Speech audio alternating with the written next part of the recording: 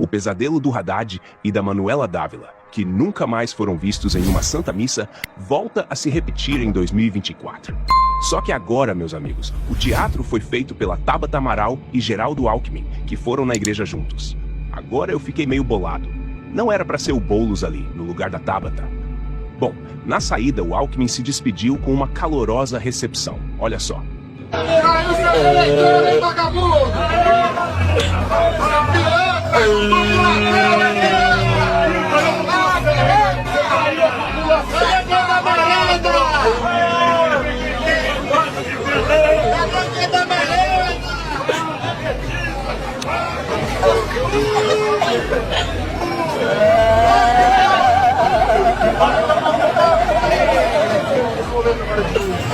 De campanha política, então a gente está trabalhando com oito diferentes presidentes Lula, apoiando a Tabata, Outra informação é que a Tabata Amaral foi colocada em uma enorme saia justa durante uma sabatina.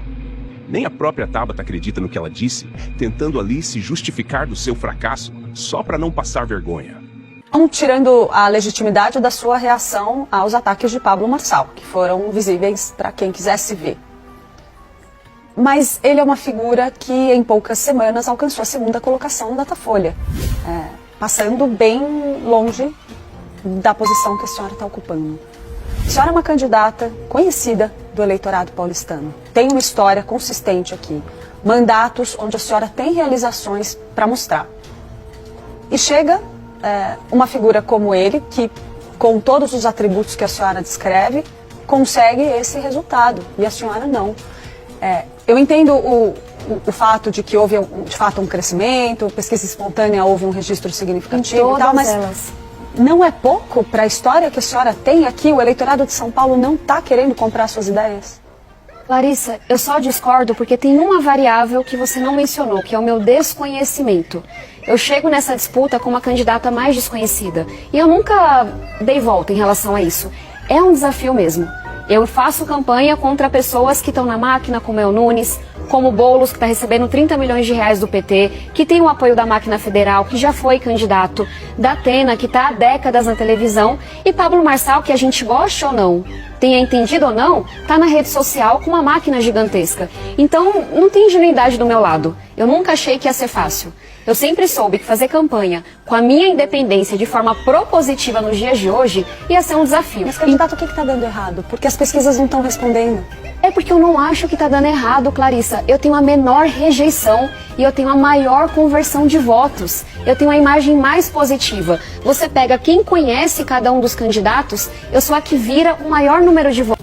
Mas, Tabata, eu vi que essa coisa do crime te pega muito, né? Porque você falou agora que ele cometeu um crime e tudo mais, e que você ia assinar como pessoa física. Como foi declarar voto no segundo turno a um criminoso? Porque o Lula tem um histórico gigantesco de crimes. Então, acho que fica um pouco contraditório. Eu queria que você explicasse como é que foi tomar essa decisão de apoiar um criminoso. Eu vou presidente da República. Não, só que é muito tema único. Esses bolsonaristas não giram o disquete, não. Não vai girar porque ele continua, ele é criminoso, ele não foi absolvido. Para fechar, Tabata, rapidinho. Eu votei em 2018 em Ciro e Haddad. Votei em 2022 em Lula e Lula de novo. Faria cada um desses votos 20 mil vezes, independente do que aconteceu no passado, independente do que aconteça na frente, porque eu jamais poderia estar ao lado de qualquer pessoa que pareça com Bolsonaro ou que ele representa. A desumanidade, os crimes absurdos de corrupção, as mortes pelas quais ele é responsável na pandemia, toda eleição é uma escolha. Eu estou muito feliz e muito tranquila com as escolhas que eu fiz. E nunca será em apoio a Bolsonaro, nunca. Agora, mudando um pouco de assunto, até o esquerdalha, Rui Pimenta, admite que Pablo Marçal é o cara para a cidade de São Paulo. Boulos, que é o esquerdista direitista, o da Atena, fascista democrático, a Tabata Amaral, que é a favelada super neoliberal, e o Nunes, que é o bolsonarista não bolsonarista. Esses quatro aí são quatro candidatos que não têm nada a oferecer para ninguém. Aí vem o Pablo Marçal, que é já mais artista de circo, deu uma pernada nos quatro robôs que estavam lá, passou para primeiro lugar, chama a polícia. Tem que chamar a polícia. Temos que calar o cidadão. Qual que é o crime dele? Ganhou o debate. A direita em São Paulo está lascada. Ela está na mão de Bolsonaro apoiando uma porcaria, que é um tucano de esquerda, que não quer nem se aproximar do Bolsonaro, não quer ir no 7 de setembro, estou dizendo que já desistiu. E do outro lado, um cara que está falando aquilo que todo mundo quer ouvir, mas é uma incógnita, é um tiro no escuro. Então, se o Bolsonaro está gravando vídeo para o Nunes, ele vai deixar uma avenida aberta para alguém que venha com um discurso como o do Marçal. Uma coisa eu sou justo. Tudo que os bolsonaristas criticam no Marçal em relação a ser questionável, o Nunes por acaso é melhor? O Nunes é confiável? O Nunes é de direita? Claro que não. Então vamos ser honestos na sensação de que é o sistema contra ele. Ele tem um discurso contra o sistema, o Bolsonaro está do lado do Valdemar e do Nunes. O que vocês esperam como resultado disso? Cada vez mais, o Marçal, que ninguém sabe muito bem quem é, a verdade é essa, o Marçal vai conquistar mais votos bolsonaristas, entre aspas. Até provando aí que a direita não é gado, né? A direita não segue cegamente nenhum líder. Ela segue a sua própria consciência e o que ela acha que é certo, né? Ela quer alguém que represente ela contra o sistema, que é podre e carcomido. Isso é fato. Eu queria falar algo para vocês. O Pablo não precisava estar mexendo com política. Ele não precisava estar mexendo com isso. Na verdade, quando nós nos conhecemos, uma das nossas primeiras conversas foi, da minha parte, você não tem vontade de mexer com política não, né? Porque eu tenho pavor. Só que o Pablo, ele tem algo muito peculiar. Ele obedece muito o que Deus coloca no coração dele. E ele sentiu um chamado no coração dele para ser um homem para impactar essa nação. Então eu já tentei convencer ele, como ele mesmo falou, mas não tem como, porque ele sente um chamado da parte de Deus queimando no coração dele. E sabe, eu conheci o Pablo quando ele tinha 15 anos de idade.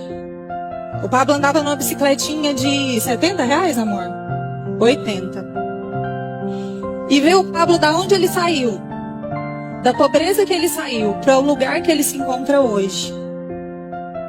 Depois de muito trabalho, depois de muita dedicação, depois de muita entrega, depois de muitas vezes que nós como família tivemos que abrir mão do tempo de desfrute, do tempo com ele.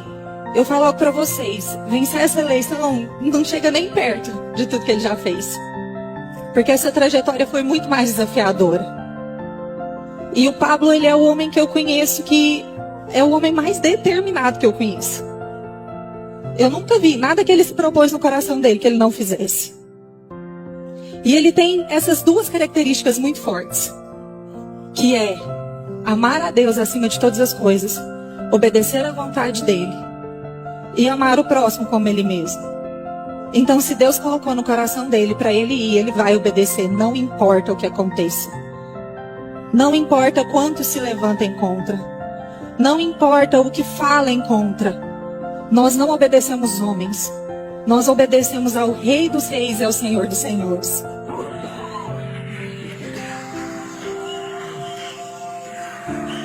E quando eu falo que o Pablo é um homem generoso, é porque eu vi ele várias vezes chorar, clamar e abençoar vários povos.